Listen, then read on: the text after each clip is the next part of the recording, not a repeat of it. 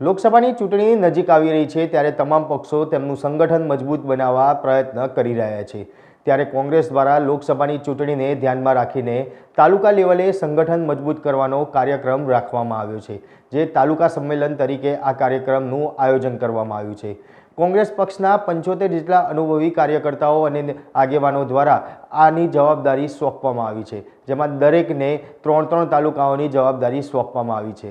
ત્યારે કોંગ્રેસ પક્ષના ગુજરાતના પ્રમુખ શક્તિસિંહ ગોહિલ, પ્રભારી મુકુલ વાસનિક અને વિરોધ પક્ષના નેતા અમિત ચાવડા સહિતના નેતાઓ આ કાર્યક્રમમાં જોડાશે અને 10 માર્ચ સુધીમાં આ કાર્યક્રમનું સંમેલન તમામ તાલુકાઓમાં પૂર્ણ કરવામાં આવશે।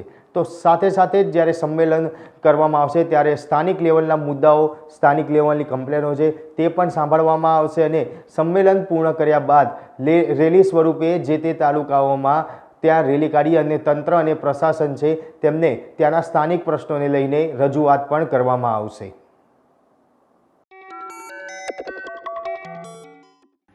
લોકસભાની ચૂંટણીને ધ્યાનમાં લઈને ગુજરાત કોંગ્રેસ રાજ્યના 243 તાલુકામાં સંગઠનના માધ્યમથી અસરકારકતા વધે ચૂંટણીમાં વધુમાં વધુ લોકોને કોંગ્રેસ તરફી જોડી શકાય તે માટે તાલુકા સંમેલનનું આયોજન કર્યું છે। કોંગ્રેસ પક્ષના 75 જેટલા યુવાન અને અનુભવી આગેવાનોને અલગથી એમને જવાબદારી સોંપવામાં આવી છે। દરેકને 3 તાલુકાની જવાબદારી સોંપવામાં આવી છે। ગુજરાત પ્રદેશ કોંગ્રેસ સમિતિના સન્માનીય પ્રમુખ શ્રી શક્તિસિંહજી ગોહિલ, સંગઠન પ્રભારી એઆઈસીસીના મહાસચિવ શ્રી મુકુલ વાસનિકજી, અમારા કોંગ્રેસ પક્ષના વિધાનસભાના નેતા શ્રી અમિતભાઈ ચાવડા, ઉપનેતા શ્રી શૈલેષભાઈ પરમાર સહિત ટીમ કોંગ્રેસ એક સમગ્ર રાજ્યમાં 10મી માર્ચ સુધીમાં તમામ તાલુકા મથકો પર કોંગ્રેસના સંગઠનના કાર્યકરના સંમેલનો થાય તે દિશાનું આયોજન કર્યું છે। સંમેલનોની અંદર સ્થાનિક પ્રશ્નોને પણ ઉજાગર કરવામાં આવશે।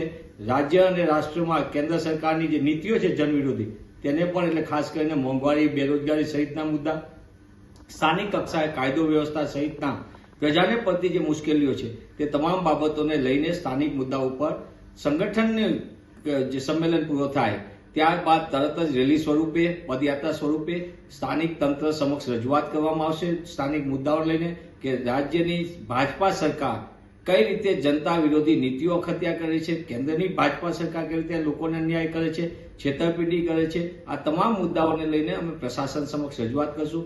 મને પૂર્ણ વિશ્વાસ છે કે નિવડેલા આગેવાનો, કાર્યકરો જ્યારે તાલુકા કક્ષાએ સંમેલનમાં ભાગ લઈને માર્ગદર્શન આપશે ત્યારે આનાથી કોંગ્રેસ પક્ષની પણ મજબૂતી વધશે અને લોકસભાની અંદર કોંગ્રેસ પક્ષ મજબૂતીથી ચૂંટણીમાં લડત આપશે।